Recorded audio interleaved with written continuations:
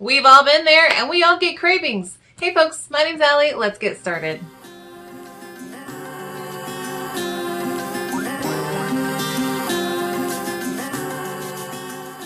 I get so many questions about how to tackle cravings on my video comments that I wanted to just take some time and make a whole video dedicated to handling cravings while we do the ketogenic diet.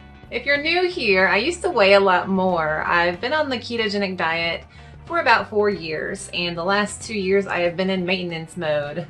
So I have mentioned in a few of my other videos that it's really necessary for weight loss, especially on the ketogenic diet, to differentiate the difference between head hunger and stomach hunger. And then so people just comment that, head hunger is just cravings, and I agree. So you really need to differentiate when you are hungry, when your stomach is rumbling because you need to eat, versus when you're having a craving. Now, I'll be the first to admit I enjoy food. I still do, even though I've lost weight. I love the keto food. We have lots of good food to eat, even sweet ones with artificial sweeteners.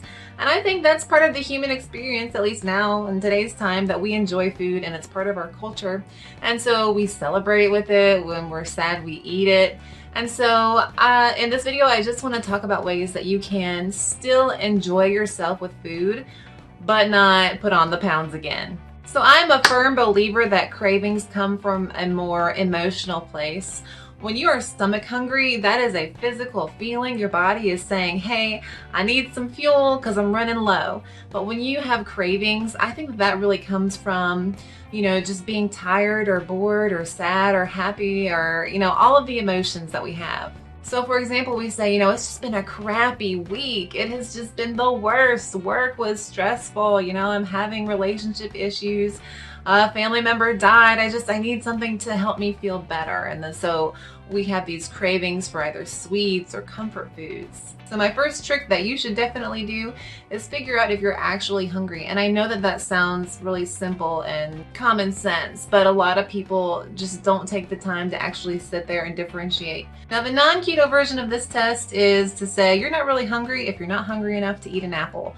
We don't really eat apples on keto, so I would say you're not really hungry if you don't want a little side salad or a slice of cheese or an extra couple of ounces of meat. So you're having that emotional hunger, that craving, rather than actual physical hunger. My second trick for conquering cravings is to always remember your motivation. That's where everything starts.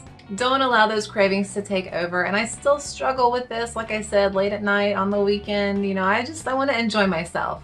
So my desire to have food isn't coming from that physical space, it's coming from that emotional space. And we're human, we live in a world where we celebrate with food and it's natural to want to indulge a little bit. But the issue comes in when you overindulge all the time, and that's when you gain weight.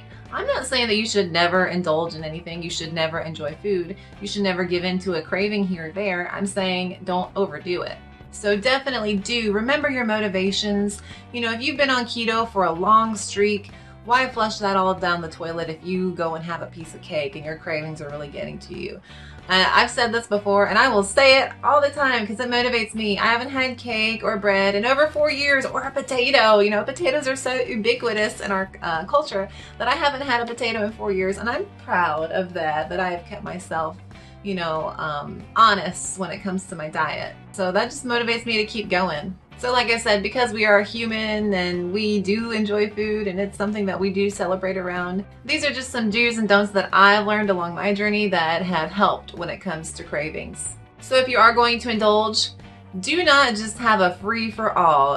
If you've been logging your food on any type of weight loss program, even keto, and you have been precise about what you're eating, don't just say, what, I've had an awful day, I'm just gonna eat.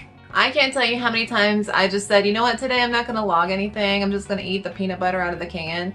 And then when I go the next day and I'm like, well, I think I had about half the can of peanut butter, I look at it and I've had maybe 1,500 calories and maybe 50 grams of carbs. So definitely, if you are going to indulge a little bit, log your food before you eat it. I think this will also help you to see, is it really worth it, just to have this temporary indulgence over, 10, 15, 20 minutes when you know that it's gonna maybe affect your water weight for the upcoming week.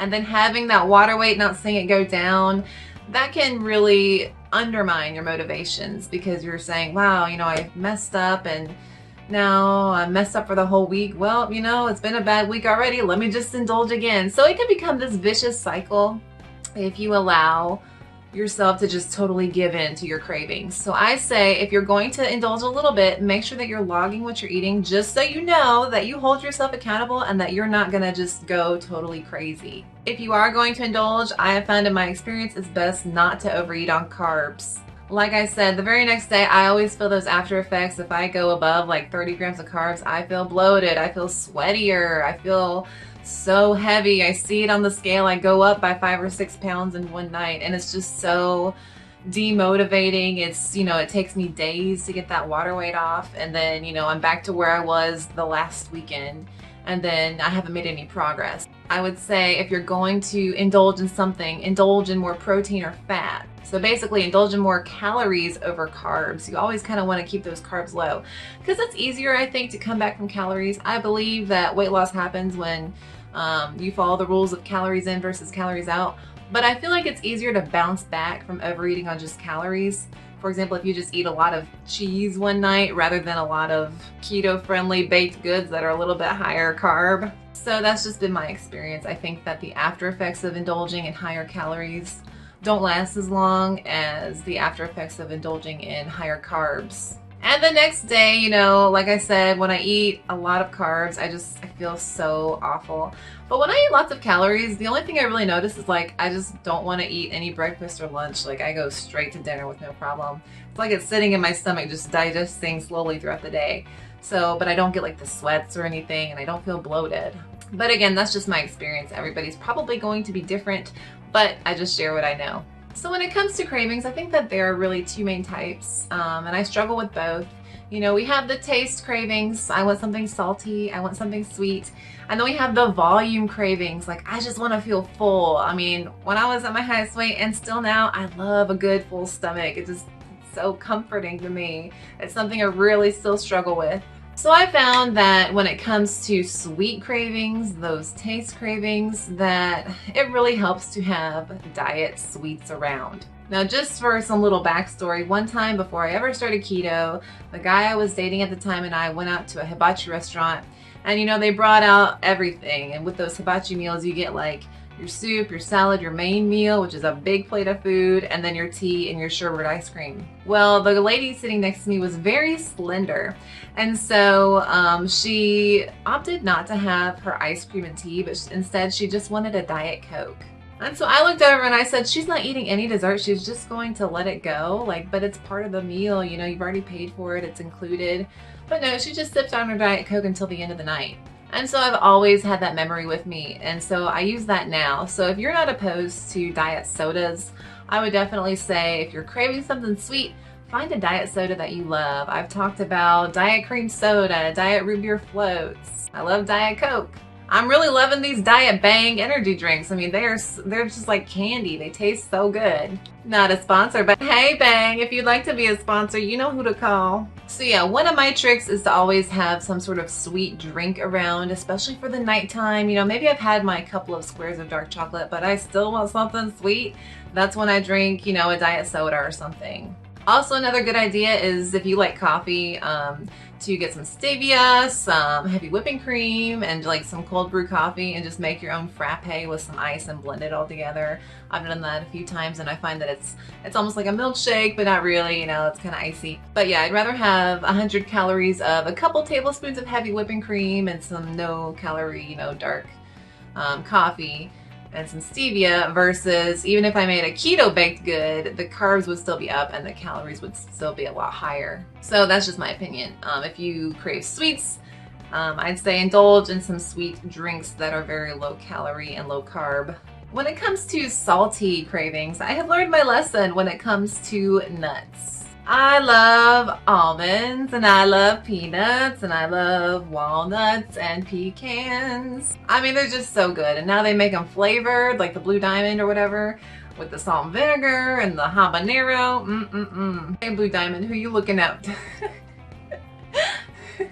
So I really love nuts as a snack. But the issue with nuts is I could sit there and eat the whole can, you know, maybe even a big bag of them, and they're so calorie dense, and they do have 3 to 4 grams of carbs per serving, you know, for almonds and peanuts.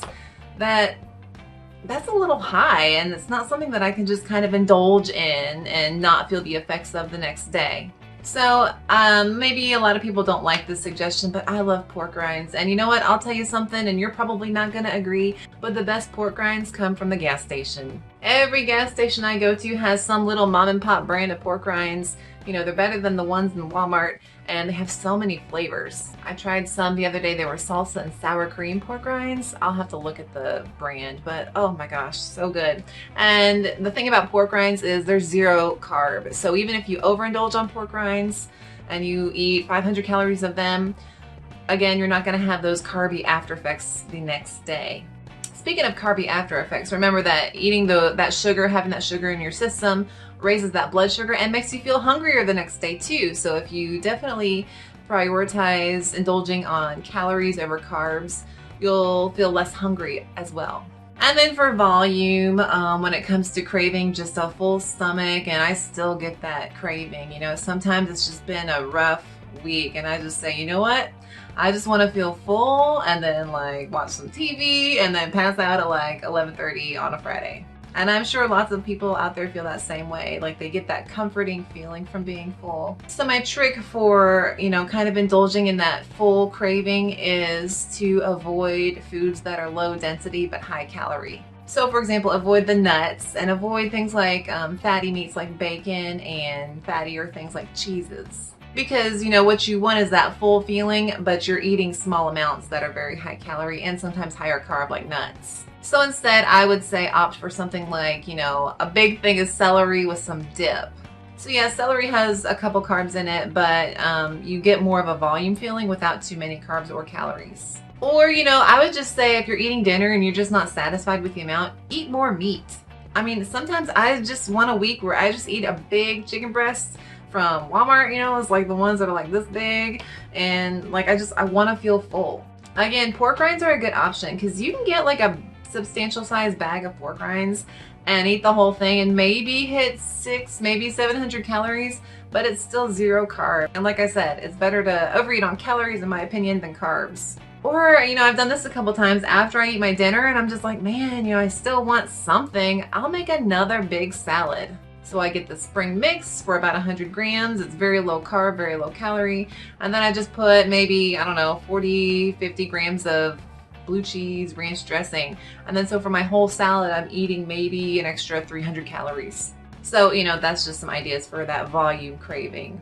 Well, folks, I really hope that you enjoyed this video. I try and share my experiences and just kind of help those out there who struggle with the same things that I do and did struggle with. If you have any tips for fighting cravings, let me know, because like I said, I still struggle, and I love my sweets. So if you have some sweet craving tips, I am all ears. Or if you just like to share what you do, I'd love to hear that as well.